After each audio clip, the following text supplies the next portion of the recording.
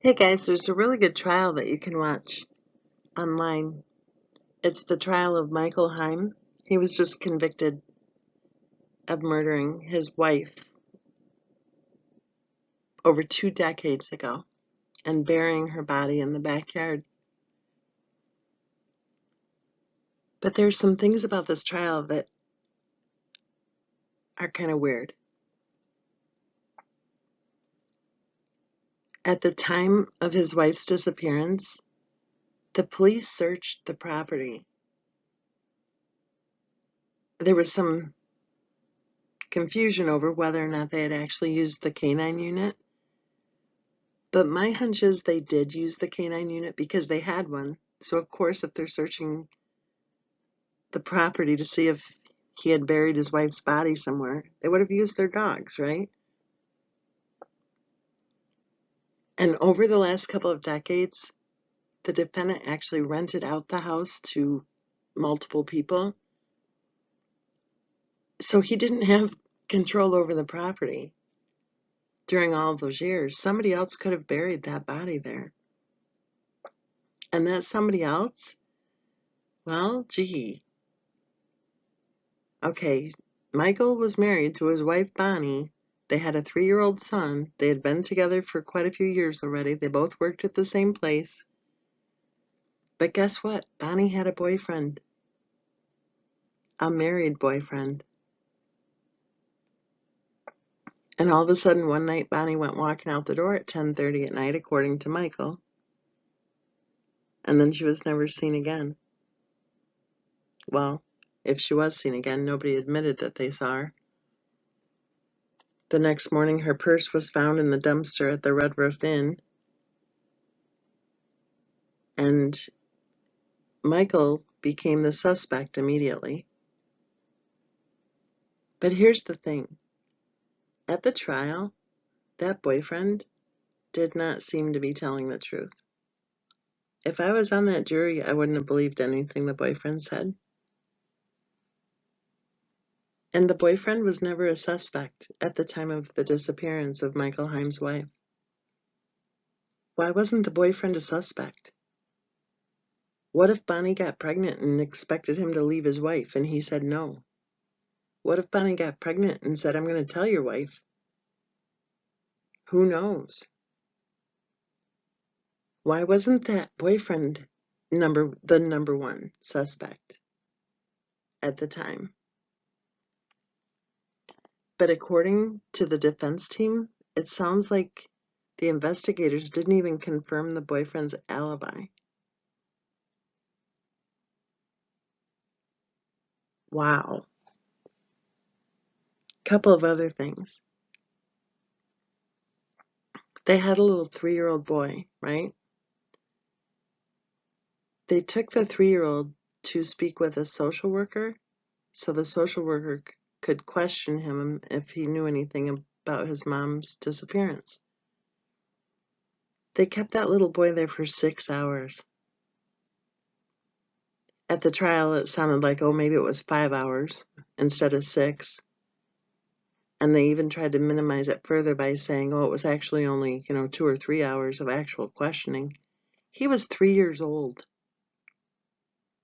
And he actually at one point became uncooperative because he was hungry and he wanted McDonald's.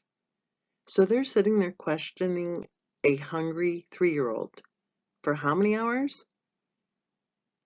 And get this, the social worker was in her first year on the job.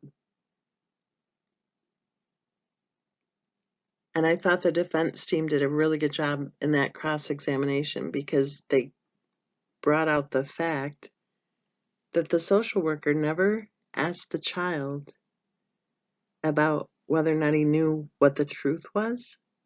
That's a pretty basic question at the beginning of the interview to determine whether or not the child knows the difference between the truth and a lie. And she never asked him. Plus, it sounds like he had a couple of grandmas and an aunt and whoever else there. I don't know. What's that about? I mean, if she only had 1 year or less than a year on the job as a social worker, and she's the person questioning the child. I'm sorry. There's something wrong with that picture. You need special training for asking a child questions, because if you don't ask your questions just right, you will lead the child into telling you whatever it is that the child thinks you want to hear. So I'm surprised that that child interview was able to be used at all. And then just a couple of other things. The prosecutor just really showed that he didn't do any homework at all about what the 1990s were like. Like, it was weird. He sounded like he expected that Michael Haim would have run right out the door after her and left the 3-year-old alone at the house. He was like, well, didn't you go after her? Didn't you follow her? Didn't you worry about where she went? And he's like, well, I was there with my son. My son was sleeping. And the prosecutor acted like so, and I just thought that was really strange. It's like, you're not going to drag a 3-year-old out in the night. You're not going to leave the 3-year-old alone. And especially if she's having an affair. What? None of it made sense. And then the other thing that the prosecutor was kind of obvious, I guess, to me, that he didn't really dig in to check and see what the 1990s were like. He actually was kind of trying to ridicule the guy when he realized that the car seat was in the front seat. He's like acting like that was really stupid and whatever. Well, that's how it used to be. Seriously. When people started using car seats, no kidding, they would have one parent sit in the back seat and one parent drive while the child was sitting right up in the passenger seat. That's how parents did it. That's how kind of goofy parents did it, personally, my opinion, but a lot of parents did that. That was back in the day when they did the baby on board little placards in the back window, and thought that was cool too. But that was not unusual at all, to see the baby's car seat right in the front and one of the parents sitting in the back seat. And the prosecutor didn't have a clue at all about that. And it just seems kind of short-sighted, I think, on his part, because he could have easily asked anybody older than him, obviously, about that issue before he tried to make a big deal of it in front of the jury. So I don't know. I personally think that if I was on that jury, I would have voted not guilty, because for me, the fact that the 3-year-old was interrogated by somebody who was inexperienced and perhaps not even properly trained to conduct that interview, that would have been a big deal to me. Also, he had a couple of snitches testifying, and it's like, I mean, come on. One of the guys said that he had snitched on like 5 different inmates or something. It sounds like he was a professional snitch. I don't know. That whole snitch testimony thing doesn't sit right with me either.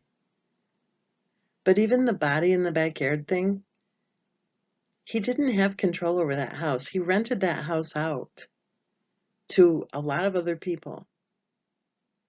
And if they did a thorough search at the time of the murders and that body was nowhere to be found,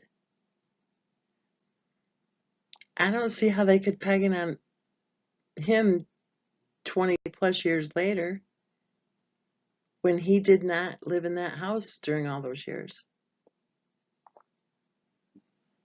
So that's just my opinion. I don't know if he's guilty or innocent, but I do believe that there was reasonable doubt in his trial that he should have been found not guilty.